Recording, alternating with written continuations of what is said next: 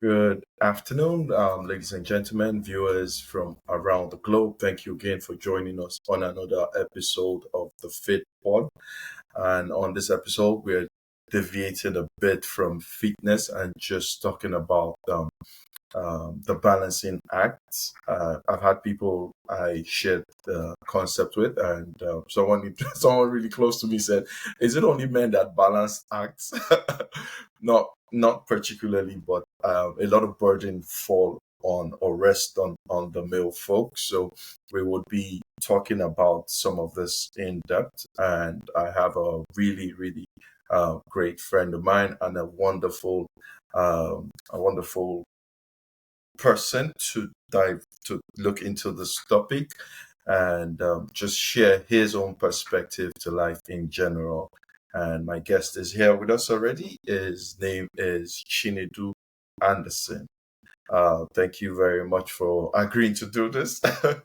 I know that this has been we've been postponing and all, but I mean, the day is finally here. So it's great to meet you on this platform. And yeah, just share a bit about yourself so that our audience and guests would know you. Thank you very much, Chidi. I, I gotta say this first. I'm not used to this. Okay, Yeah, I'm yeah, still disconnected with the whole internet thing. I'm still very hands-on, like walking to meet people, going out there yeah. in the street and doing my stuff. So this is new territory for me. But my name is Anderson, and it's it's interesting to be here. Okay, I when Judy told me Thank about you. this, I was like, okay, even if it's not something I'm used to, I can always chip in whatever it is I can chip in. I know there are lots of voices there, but these days it's hard to find the truth. So I felt okay, Great. this might just be a good time to add my piece to what is going on in this space. I currently work with Canada Post. I, I had experience in supply management before I moved here. So that is me. I'm a family man. I have a wife and I have a kid. Yeah. Very interesting journey. When I say family man, my full time job is my family. So it's before my work even comes or before anything comes, I have my family in front of me because that is my first constituent. So anybody who knows me knows that, yeah, this is how I operate. I also tell people all the time that, look, even my career decisions are secondary when it comes to my family. And I know that sounds very crazy for somebody who's career driven, but we all have the way we've structured our life, and that's just me, the family guy, and work, and my faith, and everything.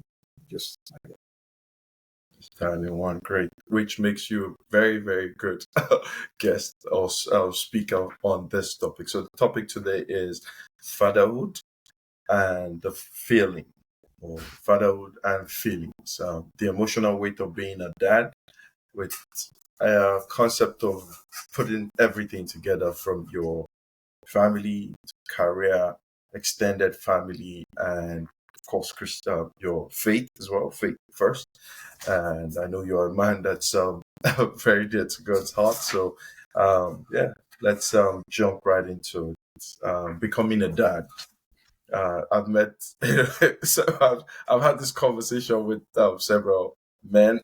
What was that feel? Um, how did you think of? How did you think dad or fatherhood would be? And yeah, so what was the experience like? well, I was thrown into panic mode. well, I think we all did because most times you come into fatherhood with one expectation, and fatherhood punches you from the other side. The real fatherhood punches you from the other side. But my concept of fatherhood, I would say, growing up, I did look up to my dad. Okay, he was he was how I call it. He was a real provider. So from my childhood, I've always seen him as a superhero when it comes to being a father. There was, in fact, back in school, then when I was much younger, the way I looked at my dad, I felt like he's somebody that once I call him in, he can fix anything. And that was my concept of fatherhood. I kind of wanted to be like him when I was growing up, you know. But eventually, as you grow up, of course, you become an adult. You begin to form your own perception about life, and you begin to see how, no matter how much you love your father, you begin to see where the both of you deviate when it comes to certain issues.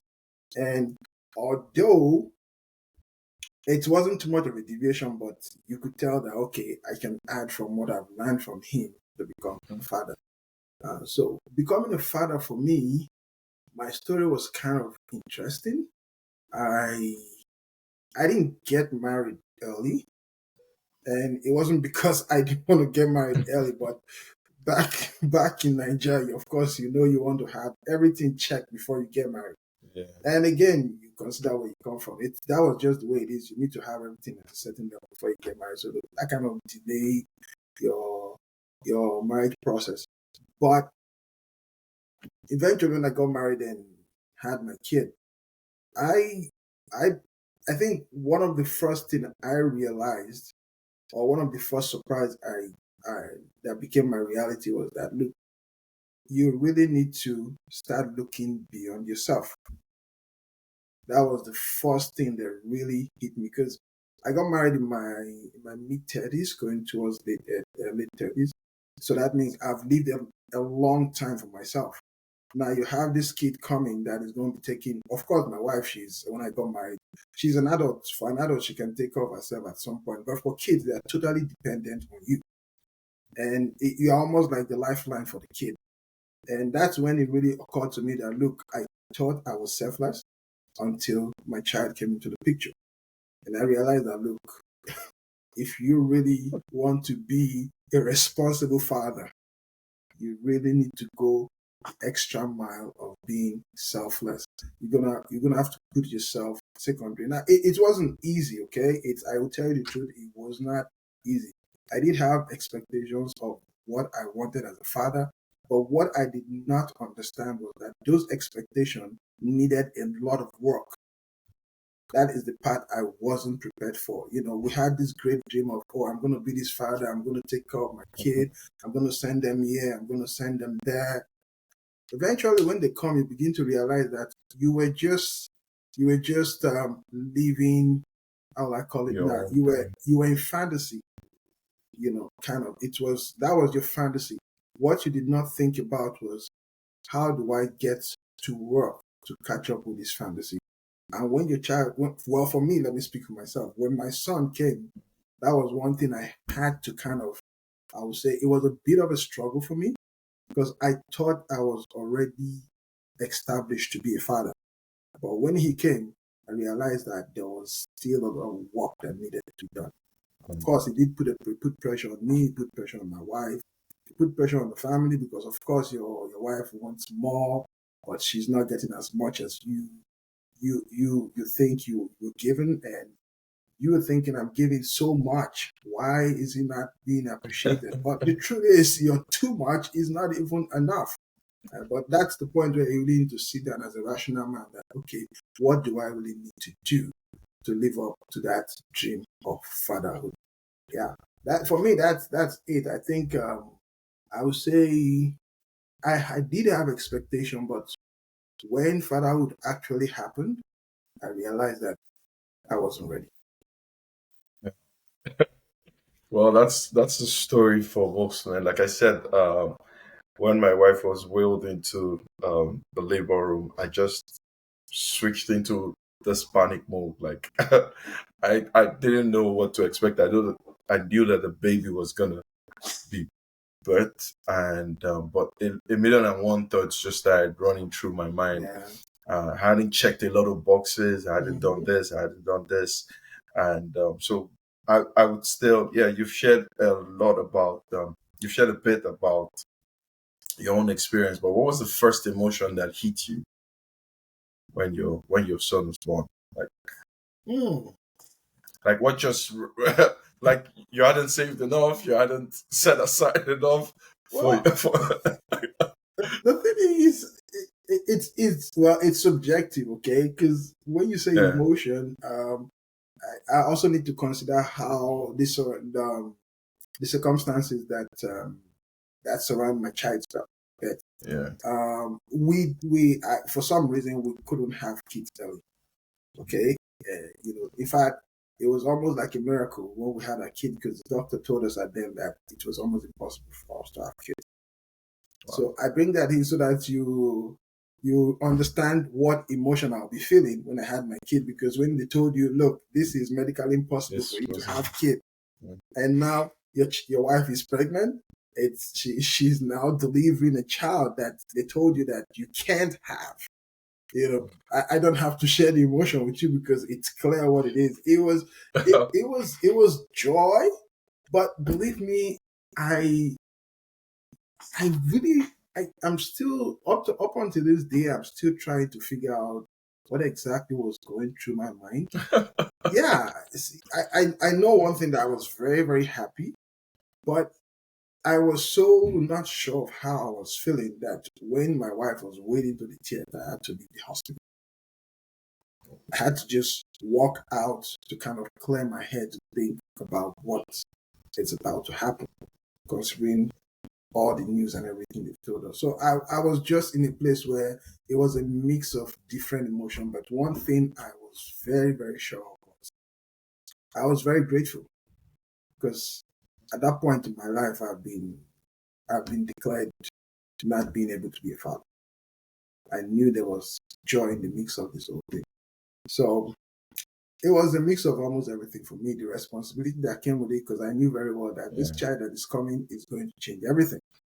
It's no longer two adults in the house. There is a kid that is coming, and whether we like it or not, you're going to be responsible. It's going to share both the revenue of the house, it's going to share the time of the house. All that put in the mix, it really creates an emotion that it's very difficult to explain. But for me, I knew, considering my circumstances, I knew I was very grateful. I was very joyful.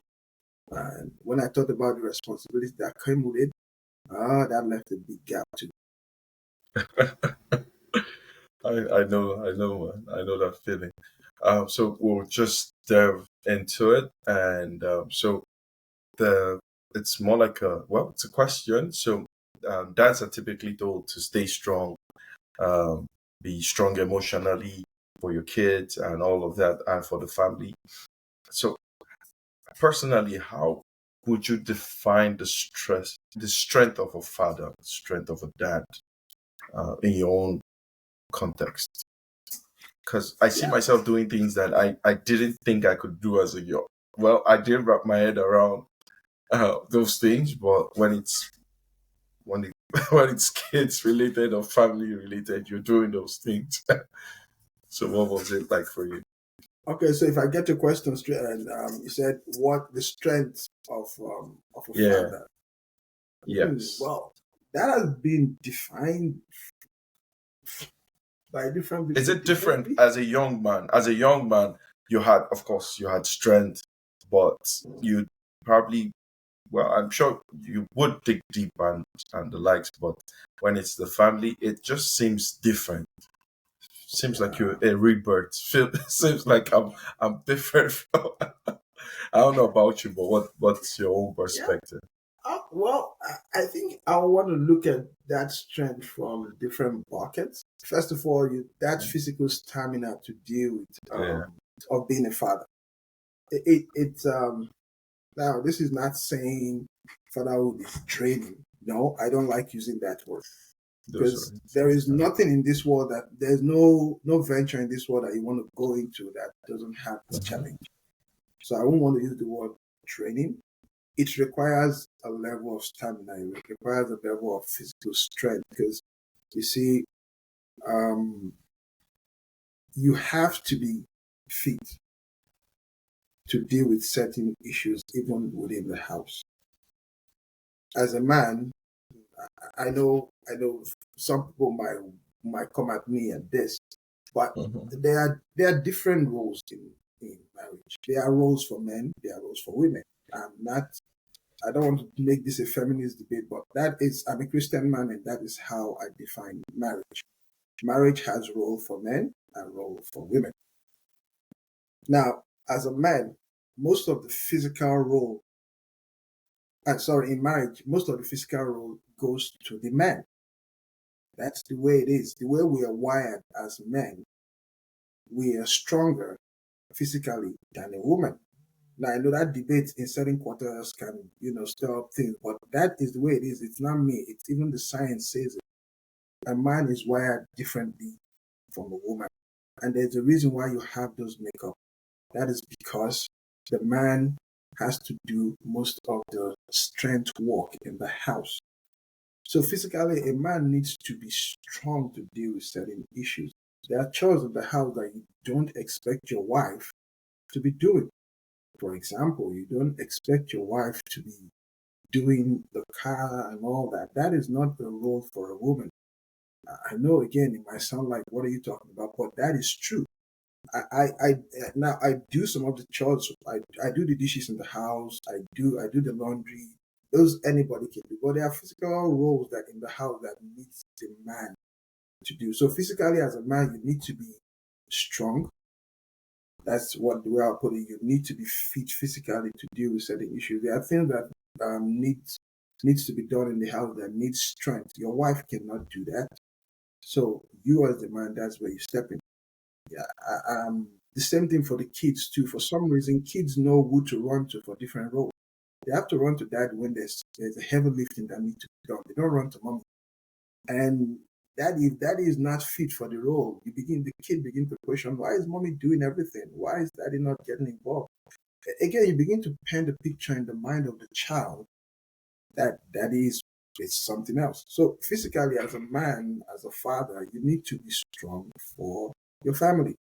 And I always say this to everybody I meet. I say, look, if you're not ready to become a family man, don't go into it. It's not necessary that everybody will get married. But once you make up your mind to say you want to get married, even if you don't have the whole picture set in front of you, you should at least have an idea of what you're going into. So, in terms of strength, as a man, you need to be physically fit to deal with the challenges that come with fatherhood. That's from the physical part. Mentally, you have to be strong. Emotionally, you need to be strong. Now, so it comes from almost every bucket. There are things that for healthy marriage, your wife is supposed to run to you to provide her solution, whether it's spiritual, whether it's physical, whether it's emotional. She runs to you for solution. That's the way they're wired. Now, if you, as the man that's called the head of the family, you don't have that ability, you are indirectly sending a message to both your kids and your wife that the role of the man in the house is not what it is. Because that's what you're showing to them. You're showing to them that look, I'm a weak man.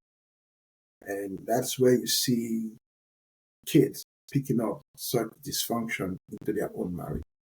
So if you ask me about strength as a family man, as a husband, I think there is a big place for it. If you really want to go into marriage, you must be mentally, physically, emotionally strong for it. I'm not one of those guys. Now, this is me. I'm not one of those guys who, not that men don't show their emotions, but I'm not one of those guys that let my emotion make my decisions for me. I can get emotional, but I need to stand strong to make decisions that are rational rather than being moved by my emotion. And that takes a lot of strength and stamina.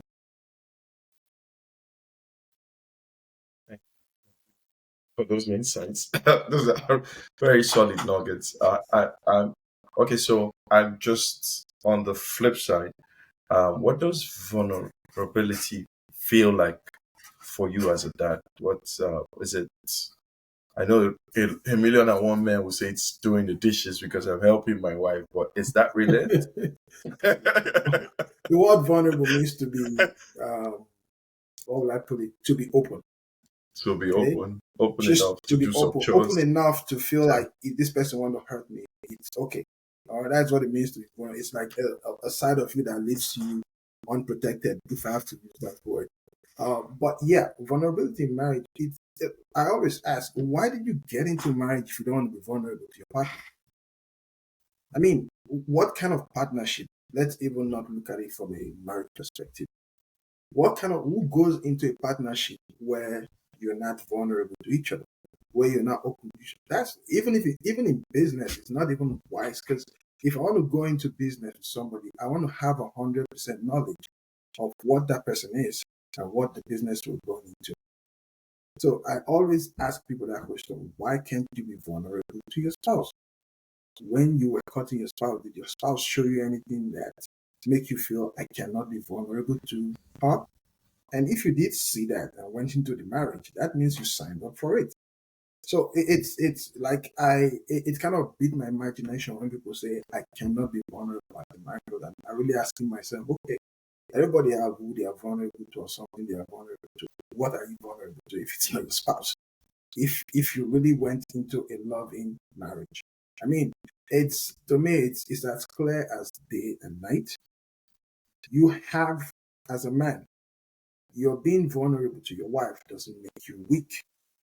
To me, and it has worked for me over how many years have I been married now? Oh, almost let me see, 15 years. Yeah, it's it's it has kept me going. In fact, I'll give you this example. I Before I got married, I I study psychology, so a lot of things I know about people made me very to myself. I don't know if you know what I mean. What I mean is I knew a lot about. Yeah, Oh, not okay. the word is not really withdrawn. Like I was this kind of. I think the word is self-centered because I had Okay. enough knowledge about people. So when I meet people, I could almost always predict what was going to happen. So it kind of made me feel like I am the center of the world, which, well, that is being very selfish. Now, when I got married, one of the first things I told my wife was, look, I have lived a very self-centered life. And even if it looked like it worked for me, it did not work because there's a lot of danger that comes with it. And I told her she was an open book. And I told her when we got married that look, what you are is what I want to become. I was very secretive. I was very to myself. In fact, my friends will tell you I'm a very coded guy. That's the word they use for me. I'm very coded. I used to think it's a strength, but believe me, it's not. It's not really a strength. I'm not working for the CIA, so why am I living a coded life? So, but when I met my wife, she was a very lively person. She was open book. I never knew people could be that open. I never knew people could be that vulnerable. And it taught me a lot. And it was difficult for me, but I knew very well that what she had, I wanted it. And that was the first time in my life I told somebody that look, this is who I am. And I need you to help me transform from what I am into what I want to become. And yeah, she did. She did help me through it. There were things I did and she would tell me right on the spot that look, that is wrong. And that was how we gradually moved away from it. So that's just one example. There are many examples like that. So being vulnerable for a man is not weakness because I think that's where most times men miss it. They kind of think, no, my wife shouldn't know this about me. My wife shouldn't know that about if you don't want to get married, stay single. It's not compulsory you get married. But if you want to go get married, you play by the rules of marriage and keep it a healthy marriage. Stay open to your spouse. Stay open to your wife. Be open to your kid if you think your kid needs to know certain things. Don't feel like, oh, I'm the man. I'm all mature. I need to do it myself. Talk to your kid, even if you're the dad. You're also their friend. That was where I was. So the next question I was going to ask was, um, you pretty much have answered it. Like, do you feel pressure to hide your emotions from your kids and your family? But you pretty much have answered it. So we'll just No, jump right into. that's There's no need yeah. hiding anything. Well, But well, I think okay, it's something that also need to be talked about. Let's really address that particular question. that's all. Okay. I started emotions are okay. as long as they are put in the right place.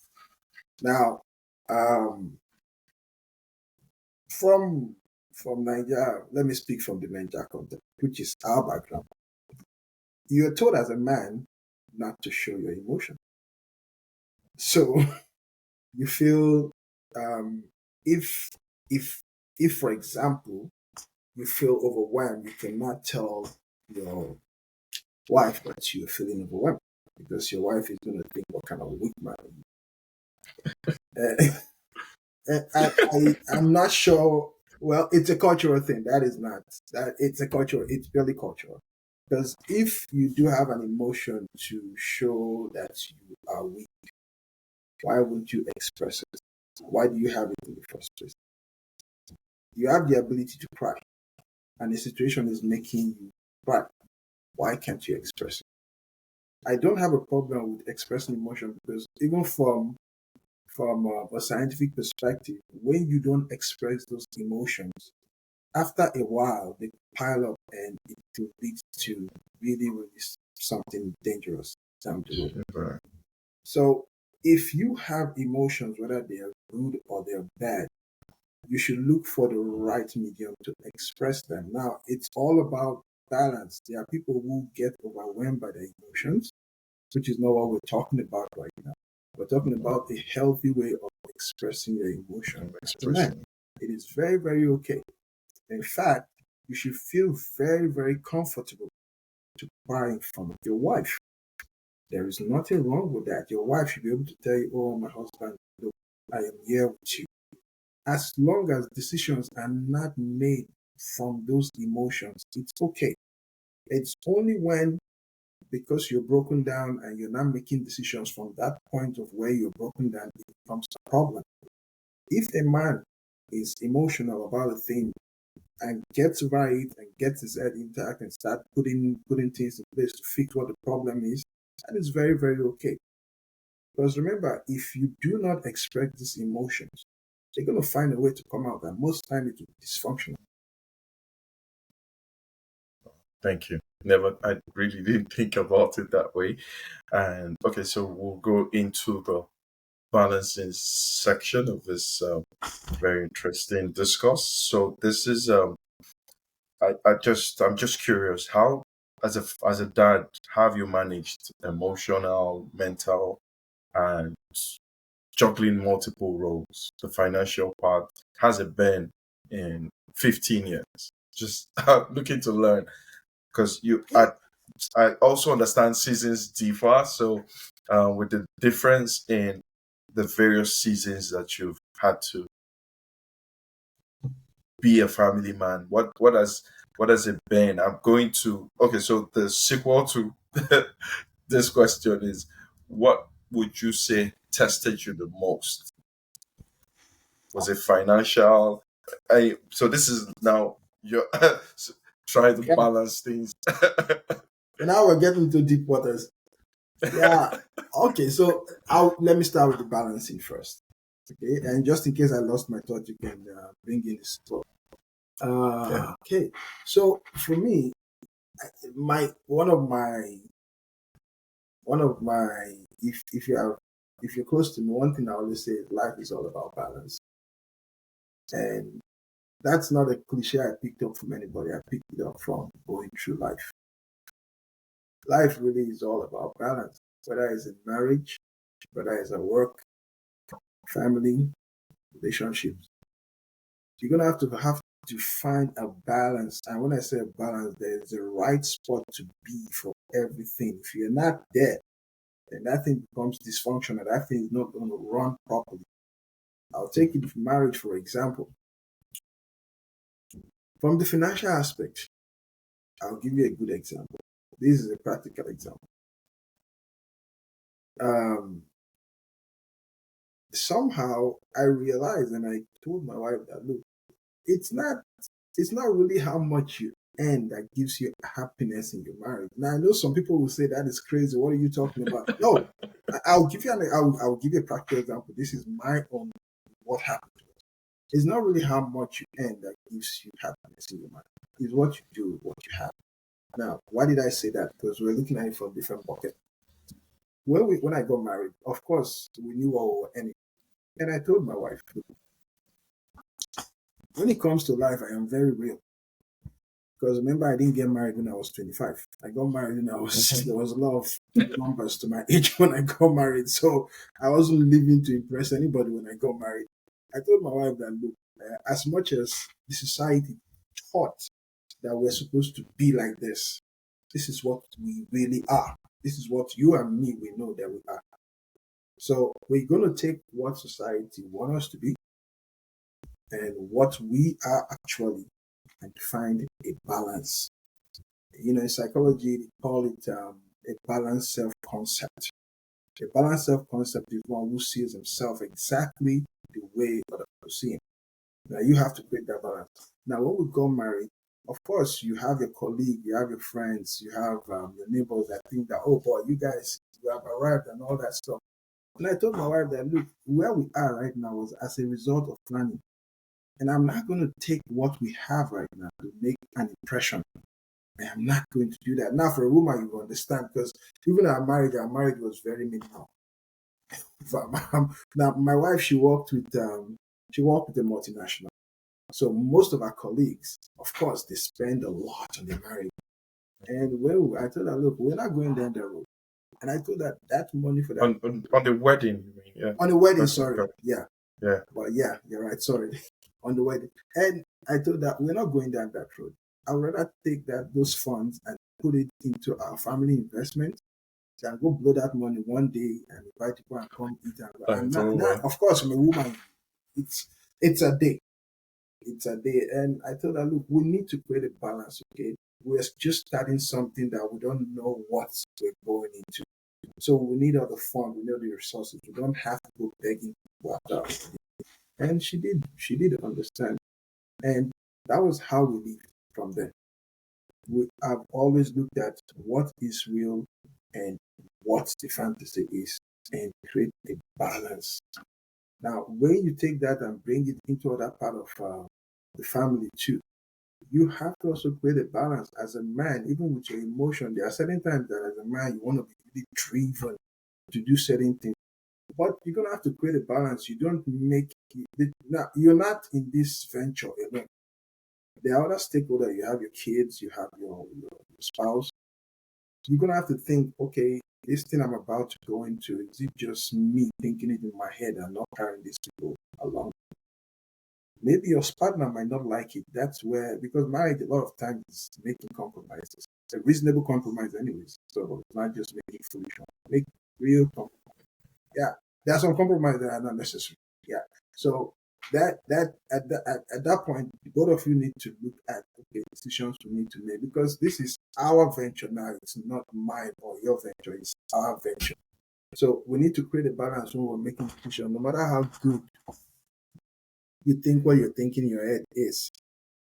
You're gonna have to talk it through with your partner. I use that word partner deliberately because yes, that's who your wife is. Apart from being your spouse, she's also your partner. If you want to make decisions and you're in partnership with somebody, why can't the person be part of that decision? Don't that person have a right of say in that decision if he's part of the if she's one of the partner? She have a say. She have a right to say, I don't like this your decision. And there's nothing wrong with that. That's not challenging your authority.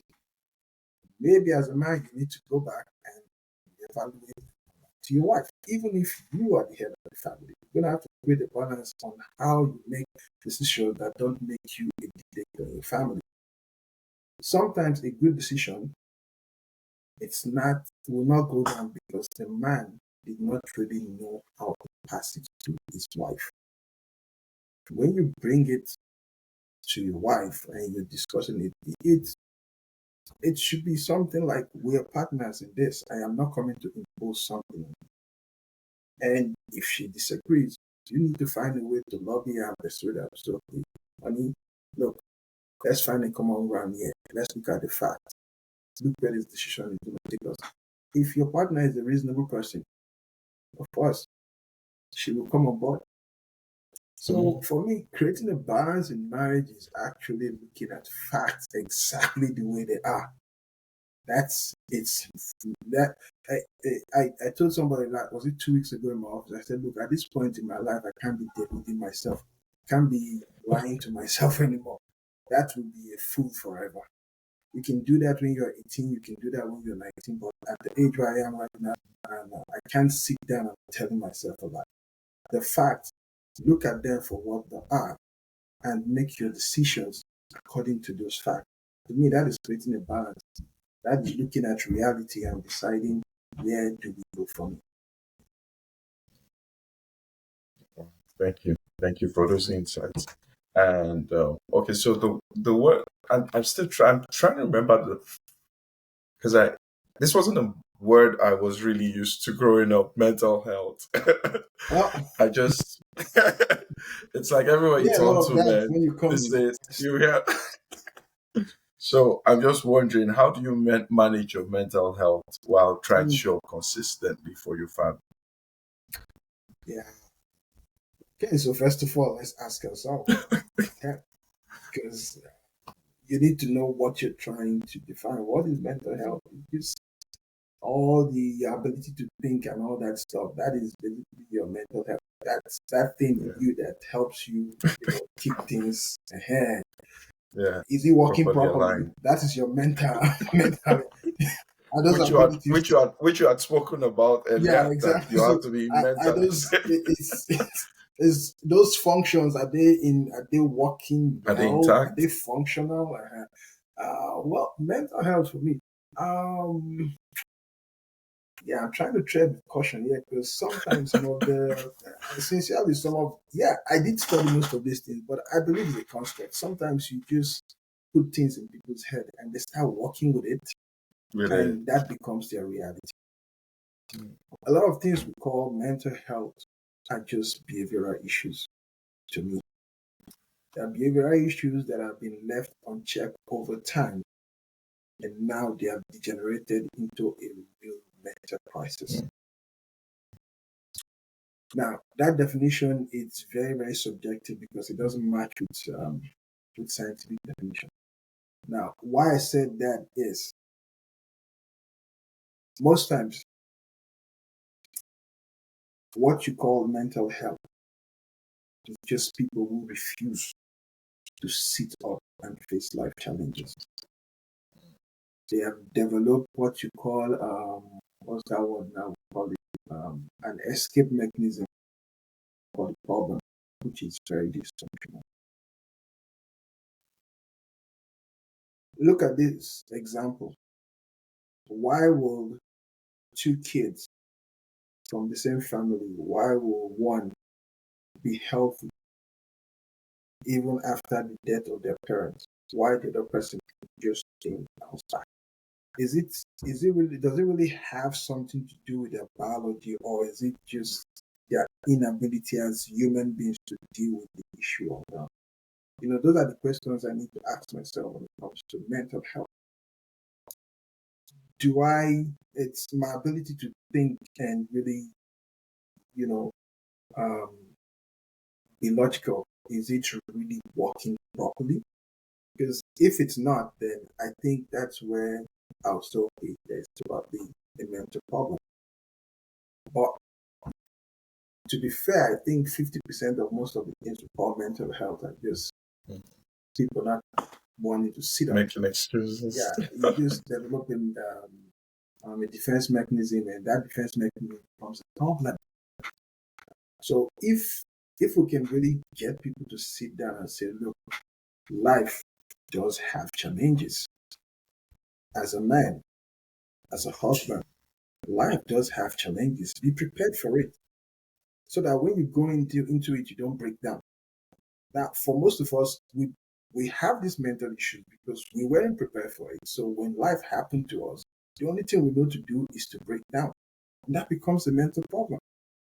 But when you have somebody who have counted the cost, you look at this venture I'm going into, you do your SWOT analysis. What are the things that I'm likely to face as I move on? Now, when they happen to you, it's not a surprise.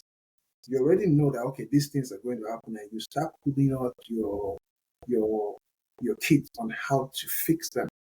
instead of just going into it. And again, it's not just in marriage. In life generally, most people just go into things without even doing a proper analysis of what they're going into.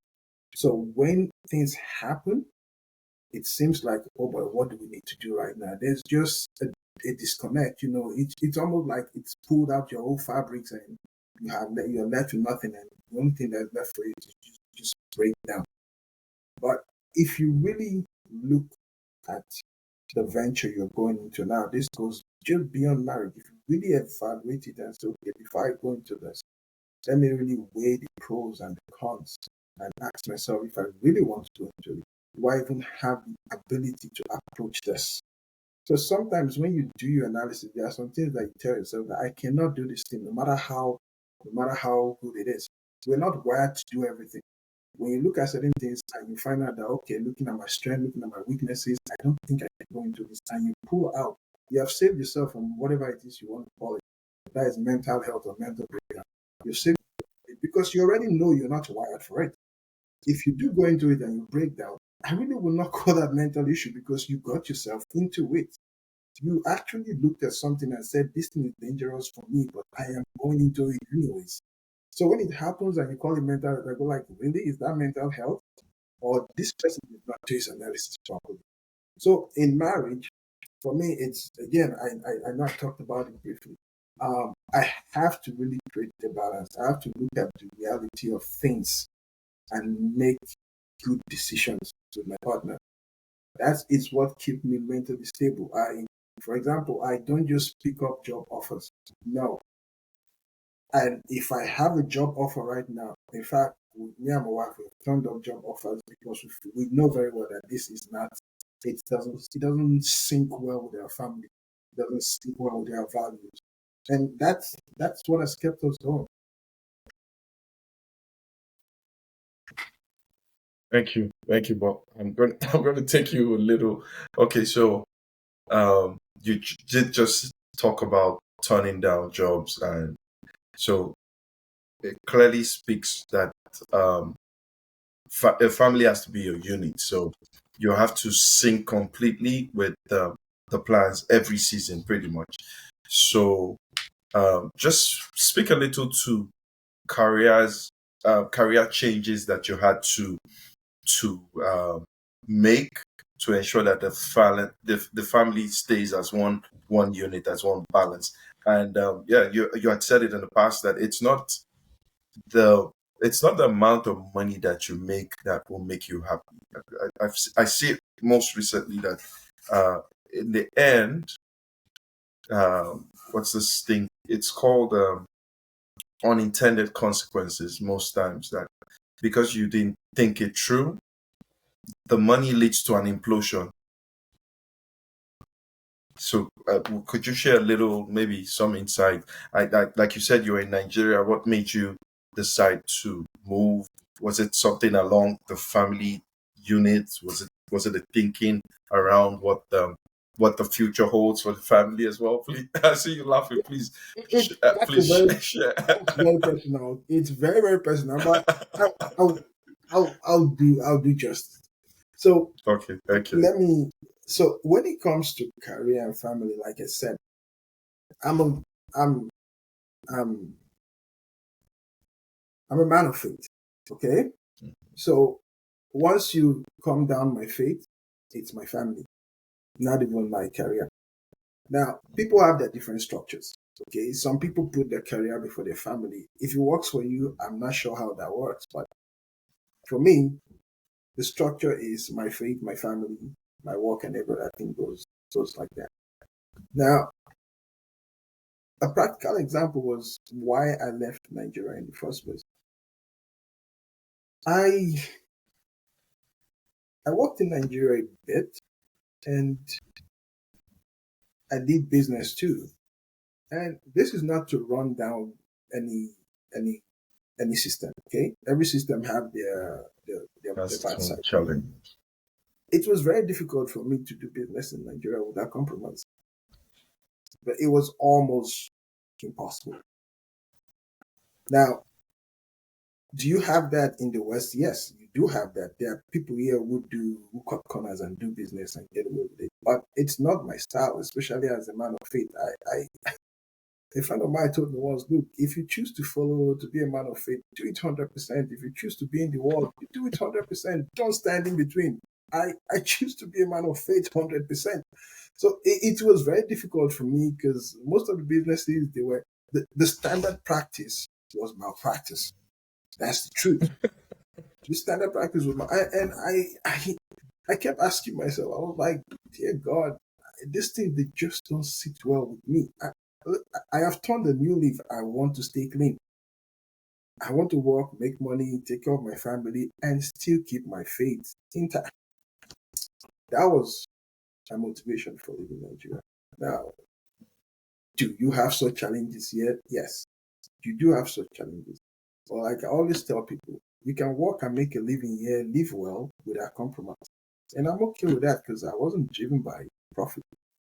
I wasn't driven by my career at the point when I was living in Nigeria. I've already made up my mind that look, life has gone beyond money. Money is the smallest thing a man should consider when you're making major decisions in your life. I know that will sound crazy to some people, but that is me. Money is the smallest thing to consider when I'm making major family decisions. So I told my wife at that point that look, I will come here and do something with dignity. That stay in Nigeria and make all the money and make it compromise. And she bought into it. My wife, she sees things black and white. You know, she's a very strong willed person. So she was like, well, let's go ahead with it. And we did that. Now, when we moved here, there were certain jobs that I told my wife that she would date. She got an offer, and I told her, look, in fact, most times when she's coming to me, she already know the answer because she's just coming to me to say, okay, I just want to confirm what I already know. Do you think we should do this? And I'm like, well, you know what it is. Even if it's big pay, we cannot do this. And of course, the both of us, we are sync on that. We already know that. In fact, there was a time when she had to stay out of work for a little longer than expected.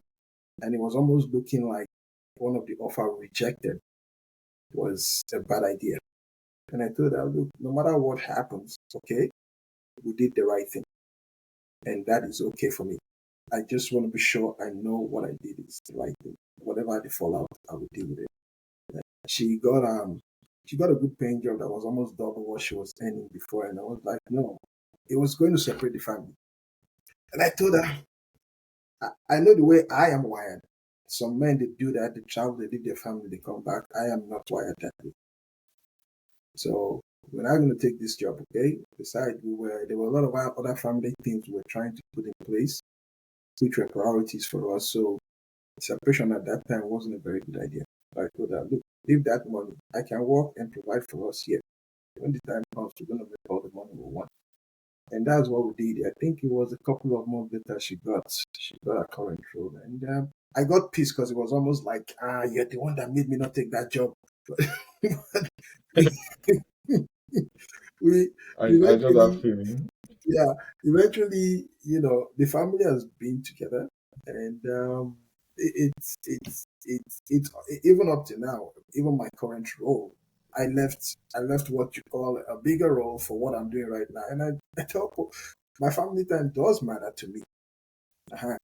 I will have taken up more other roles in supply management that were probably bigger, more paying, moving me around and all that stuff. But it's my personal choice. I am going to stick with my family over any job. And I can, at least for now, we're able to do everything we want to do, have fun together. I will stick with that rather than having all the money in the world and me and my wife we can see eye to eye. That's not the reason why I got married in the first place. I want some peace with somebody that I love. So, well, that is me. It might not, again, that might not be how it is for some other person, but that's the way that works for me.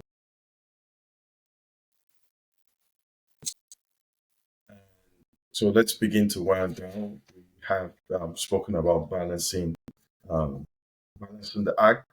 So you decide what it is, your family, faith, whatever comes first. Try to be at what did you call it again? The spot. Um, how did you express it again in Sorry. psychology? You said in psychology, try to be at the balancing spot where you see Yeah, yourself and balanced people see self-concept. the Balanced balanced self-concept. self concept. Thank you. I did learn something. All right, so let's begin to let's like reflect. What's that thing you remember about your dad that from that time just gives you the in modern day, um, I think the ginger, the fire to keep moving, to keep going. I always my dad. I didn't really think my dad was a superhero. I just he was an amazing dad to me and to I and my siblings. One thing he taught me was just resilience. Keep going, keep showing up, keep doing what you're doing. Seasons come, seasons go. The experiences would eventually birth the new you from those bad experiences, good experiences. They teach you the lessons and make you a better person in the long run. So, what was that for you? What was your experience with your dad? What was like that like? Yeah. Well, for me, my dad, like, was it yesterday? Me and my wife were talking about it. My dad would do anything for his family. He would do literally And, and anything. I've seen my dad in the highest of high, and I've seen yeah, him in the lowest of low. My dad have done some very odd jobs just to provide for his family. That's one thing I really think. I I mean, know you know, my wife told me, she was like, "You're not like your dad, you know." that. That is he's a very strong man. Like, I said, look, he is he, I am me. Okay. True, true. That part of him, I learned a lot from him when it comes to providing for your family. My that man would do Same. anything to provide for his family, and I would do the same. It's just that times have changed. Yeah, why is it times of change? Is some of the stress we put ourselves through, they are not necessary. Okay, you Even can then, yeah. actually like they say, cut your coat according to your size. Remember when I started, it's not so much about how much you earn, it's how much you're doing with what you have. Sometimes What the you have. pressure that we have is not because we don't have enough, but it's because we have gone beyond our means. And that comes with a Mm, lot of stress, a lot of challenges here and there. It's created, it's not like it's meant to be so. Now, mm. that's one thing I really took from my dad. When he was high up there, Jesus took us everywhere. And when he was low down there, he was also very, very transparent. I'll tell you a story. Um, my year one, when I got into the university, my dad could not pay my school fees. And not because he didn't Wow. want to, he just didn't have the money at that time. He was bankrupt. And one thing I learned from that situation as a man, he called me at that age. I was still very young. I was still in my Hmm. 20s or so, early 20s or around 19 or that. He called me and said, "Look, Chedu, look at the situation. You know, business is not doing well." Then he was transiting from he was in oil and gas, so he was transiting from working into private sector doing his own business, and he lost a lot of money. In fact, he went bankrupt. And he called me and showed me everything. That look, this is what it is. It's not because I don't want to do this. He didn't have to show me because I know him already. That Yeah. if he has the money, he will take me to the best school. I know that very well. But he explained it to me. That, look, Jedu, see, at this point right now, this person is owing me, that person is owing me. They've not paid me for this job. Mm. I don't have the money to do. But just go back home and let's see if we can defer the admission. Oh boy. That's It was not like a good. punch in my face. It wasn't the school fees that was my problem. Now it's the fact that my dad, that I know very well that this man he had it all. He's telling me this. I felt really bad for him. And eventually, my mom was able to generate the money, and I went to school. Now Mm. that taught me a lot. One is openness. He never hid it from me. He never made it look like, oh, okay, everything is fine. Don't worry, just go, go, go. No, he was down to earth. He told me everything. Business is not well. Look at the way things are going. I could see it. His honesty kind of. I was almost crying that day because I felt sorry for my dad. Not in a bad way, in a good way. I felt like if I had the money, I would give it to him. Mm, mm. And the fact that he have shown me over time that look, I would do anything to provide for you as my son. Boy. when I think about that, it almost makes me feel like I owe my son every time Mm. because I always look at it from that perspective that look, you're responsible for this kid until he becomes an adult. And that lesson from him, it has kept me going even up to this day. Great. Thanks for sharing that. I mean, hearing you say that, it just brings back memories of what it was like with my dad as well. Great guy. I do miss him every day, Yeah. but it's all good. Let's go back to when you had your son. I'm just wondering, did you I've had people say, "Oh, when I carried my son in my hands, I knew what he was going to be. I I said he was going to be this." Did you did you do anything like that? Did you have that kind of experience? Did you have a sense of what? This is No, this is just curiosity. it made me laugh because that's exactly what my wife does. My wife already had everything planned out for my son. what I go like, what your son would do. And as a I said, parent, is that a good thing to do? That's just as a dad. I mean, well, growing up in our times, you had either you had either it, you had either to toe the line of being a medical doctor or engineer. I remember engineer part and of what lawyer. I thought part of what I thought when you were sharing was I had to tell my dad at some point to stop doing that. Like, that's my son now. That's the one studying engineering. And I'm like, it wasn't necessary. It Yeah. wasn't necessary. Oh, that's my other son. He's doing this. Come on. So Well, back then, we were there. They were, of course, we had their legacies, but mm, it was almost like they were. That was their proud moments to their peers, to their friends, yeah. to other family members. What's it like now in our age? Like, I remember my brother once said, my son says he wants to be a fireman. They live in Toronto. I was like, whoa, wait, fireman, like fireman? He says yes. The other Fire one said he wanted to service. be a chef. Fire service. So I'm just thinking. Well, well, that again, you want to look at the facts, okay? In life, every human being is an entity, right? And they should be given their rights to exercise their choice, whether they're your children or they are not.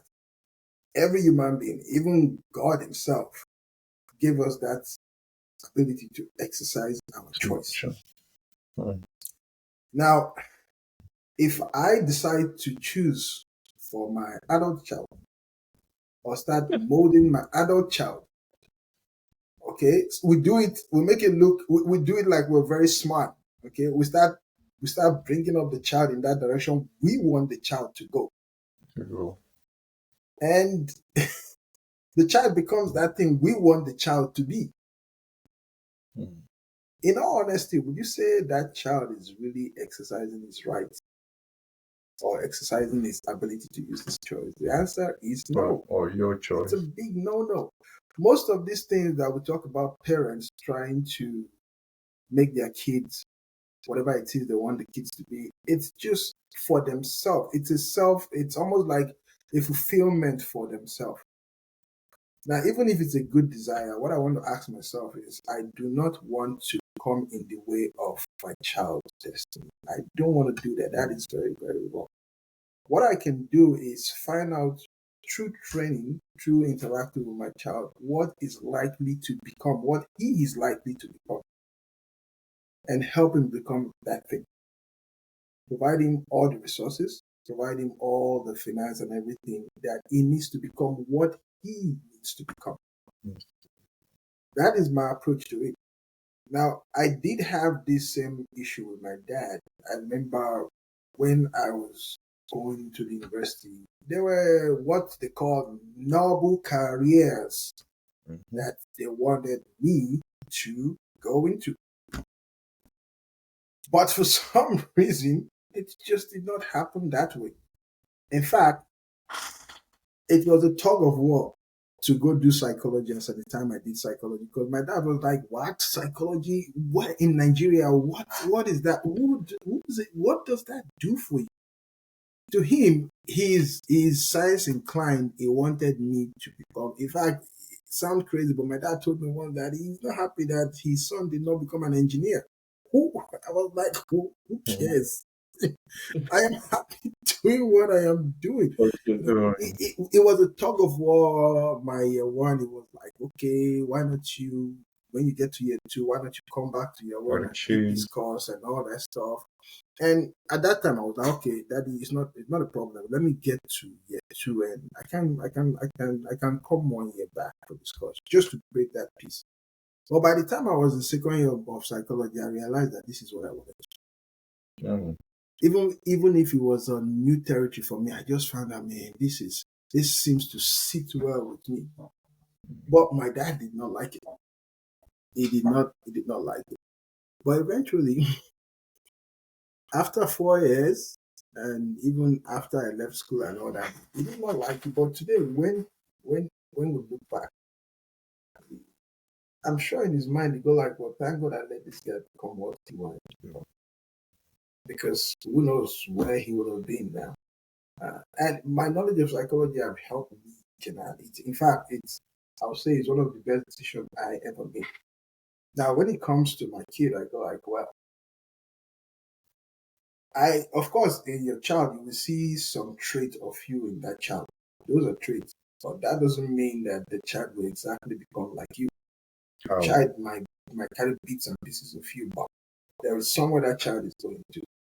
As a father, what I do every day is I interact with him, look at him, and see what he is likely becoming and help him become that.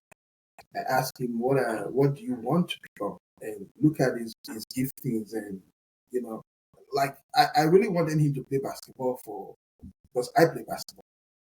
He's already as tall as me, he's just 11 years old. So the default is, yeah, he should play basketball. I don't know, he wants to play soccer. I have, I have tried to to teach him everything about basketball, but for some reason he wants to play soccer. So I just said, okay, I give up. I went bought him a ball and said, okay, Soccer have cleats, fun. yeah. If that's what you want to do, I will guide you through it. But when it comes to that, I think we should let again. I think I'll take this from the Bible. The Bible actually said we should train up the child in the way he should go, not the way we want the child to go. Not There's the the way way. that child should go. We should figure out that way and help the child walk that Mhm. way. Yeah, that's what Mhm. I would say. I mean, if you don't take anything from this session, that is very instructive. That's very very instructive. Thank you so much for sharing that and reminding us because the truth is um, there's an argument that people suffer from trauma from their childhood days, and I mean the same thing your parents got you to do, you end up reliving it in your Mm. kids. Like there's that cliche that uh, women want their weddings, or mothers want their daughters' weddings, or mothers plan their daughters' weddings because their own mom planned their own wedding. So it's just a continuous circle of some Yeah. sort. And to close out, let's just what has been your biggest lesson that you're willing to share as that fatherhood has taught you? Would it be being vulnerable, showing up every day, being resilient? What has being a dad for as long as you have? What has it taught you? But would you want to share with the younger generation of men who are married, have kids, young kids like myself? Okay. Well, first I would say if for any young man who wants to get married, you need to count the cost first. Now, when I say count the cost, please let's not be considering money. Okay, not money. It's nothing that has nothing to do with money. No You need money. to ask yourself, why do I want to get married? That needs to be established. when you figure out why you want to get married, then you now look for the kind of person that can help you with that goal. Very, very important because you see, with the wrong partner, you are headed for hell. I mean, when I say Mm, hell, I mean hell, yeah. The wrong mm, partner can make your life miserable. I know divorce is a big thing right now, but that's a different subject. So you need to ask yourself, who's going to help me get there? And of course, as you're bringing in the person, you also be there for the person. And what has marriage taught me? One thing marriage has taught me is exactly the same thing I said earlier. Marriage has taught me that look, once you choose to each with somebody else and have kids, you need to start. Now, this is not self abandonment. That's not what I'm saying. You need to start seeing things not just from your point of view, but realizing that look, you are now a team and every decision must be made from the point of view of that team. My dad told me one thing once when we were having it. I think him and my mom they had a second. I remember that they were driving to Port Harcourt and they told me, "Jaden, yes, sometimes you do things not because you want to do them, not because you like to do them, but because of the sake of the family, for the sake of the family." And I will never forget that. I will that day I remember we were driving through really good. I will never forget. I was still a teenager when it did that. It stopped because it taught me then that look, sometimes as a man, you will really have to discomfort yourself. You really have to just to favor your family. And for me, it's I think that's one of the major things I've learned that every day I wake up, it's not just about me. It's about me and the team. And every mm. decision I make must sync with the other part of the team. Thank you. That's a good that's a good response to that question. And I was just thinking. So part of what I had said earlier was I'm not sure my founder's memories when I was a very little boy. I knew I loved to play around my dad, jump around, but I'm not certain I was looking up to him the way my son. This is it a new age thing with kids these days? It's almost like the kids are constantly observing. I know most at their stage they're learning by observing and all, and it's now getting clear as well in hindsight. I'm seeing that okay, I seem to be the way I am because I saw my dad set a lot of good examples. So, is it always would kids always have their eyes on their fathers as against their mothers? Is that a thing scripturally and in recent time? I know. So, like you said, it's puzzled my mind, but it was after you had mentioned it. Kids go to their fathers for certain things and go to their mothers for certain things. Is that intentional? Because I also know kids could be very crafty and creative with the Yeah. way when they want certain things, they know this person will give you. But what's your thought around that as we Well, wind down? kids are very smart. Okay, kids are Yeah. they're smarter than we think.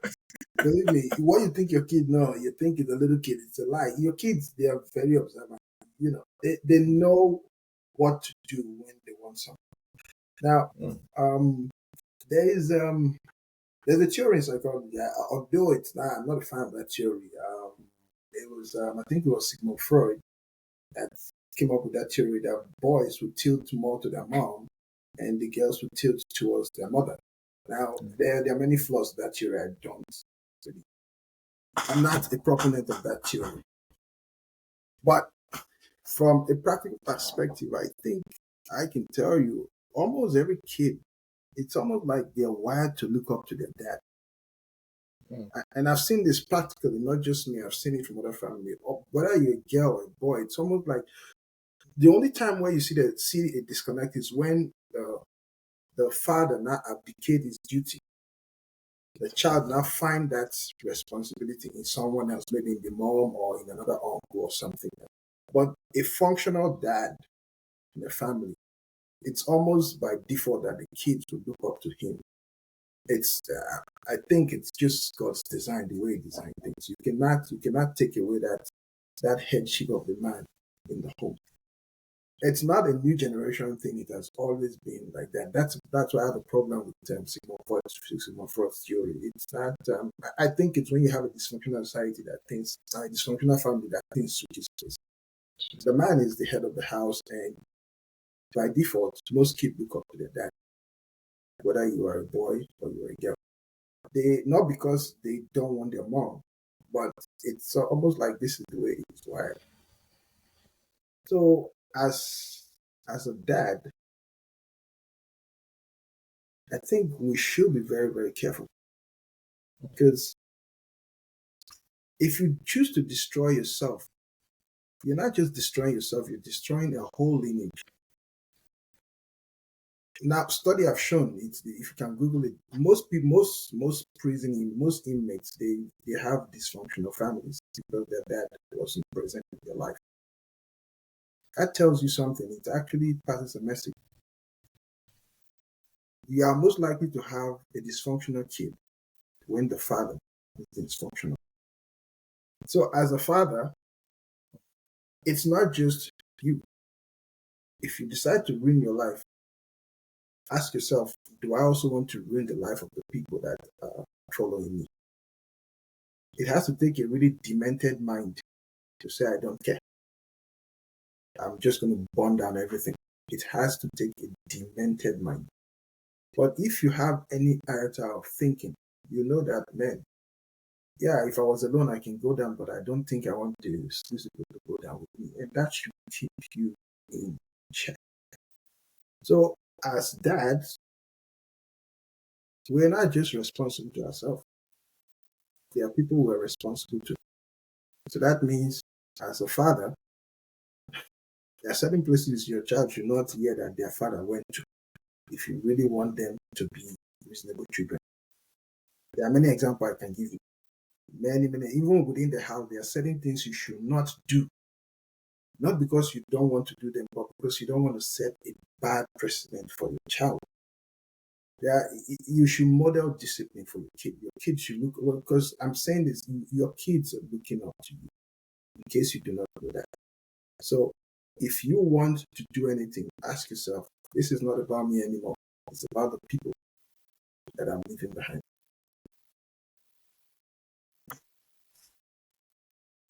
So that's a food for thought. Thank you. Thank you again for agreeing to do this. I really, really appreciate the time spent with us. And thank you for your time. Thank you for the wise words. Thank you for sharing. It's been an honor sharing and listening to you. And do you have anything you do for pastime to while you still balance the act? You did say you do some non-for-profit thing. Would you want to share with the audience, with the guests as well? Yeah, And well, are you a pastor as well? Just a question. well, I don't, not that I don't like it, but I don't, it's, it's something, because why I don't like being addressed, not like there's anything wrong with it, but it's almost like when you call somebody a pastor, they go like, okay, it defines how I'm going to relate with him. No, no, no, don't do that. Don't let the title. I'm just a guy, okay? I'm just a guy who have decided to say, okay, look, I'm going to follow God. That's it. And it has nothing to do with the title. Yes, I've worked as a pastor. I've pastored churches. I've planted churches. I've done all that is required of ministry. I've done it all. Okay, but I still see myself as a brother in church.